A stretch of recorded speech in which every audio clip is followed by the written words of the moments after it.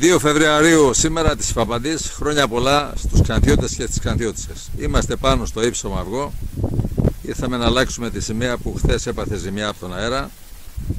Και μια και πολλά μέσα μαζικής ενημέρωσης ασχοληθήκανε με το θέμα και η πλειοψηφία συντάχθηκε με την ομάδα των φίλων της σημαίας με την αντικειμενική κρίση, αλλά υπήρξαν και κανένα δύο τα οποία μίλησαν ότι πάνω σε ρωμαϊκό κάστρο θα βάλουν τη σημαία.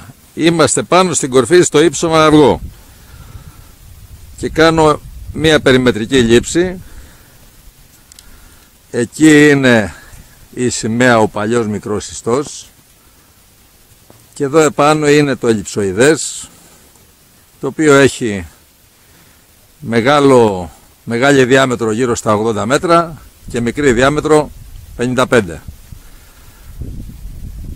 Απέναντί μας είναι τα μαντριά που έχω γράψει στην τεχνική μας έκθεση. Τα μαντριά δεν ενοχλούν τους κυρίους αρχαιολόγους της τοπικής εφορίας Ξάνθης.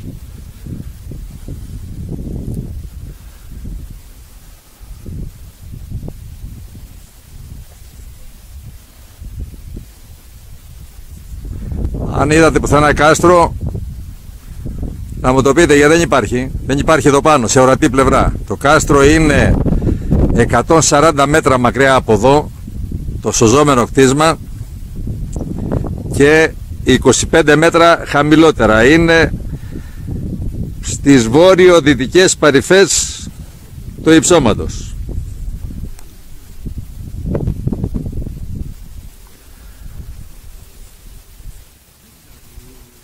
Απέναντι το τσάλ. Τη σημαία δυστυχώς δεν μπορέσουμε να την αλλάξουμε σήμερα, θα έρθουμε αύριο διότι έκοψε το σειρματόσκηνο. Στο βάθος προβάλλεται η Σαμοθράκη.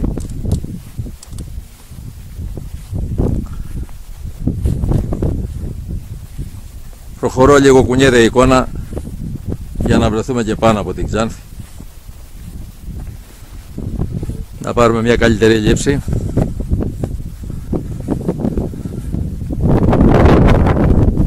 Κάτω εδώ είναι το καζίνο.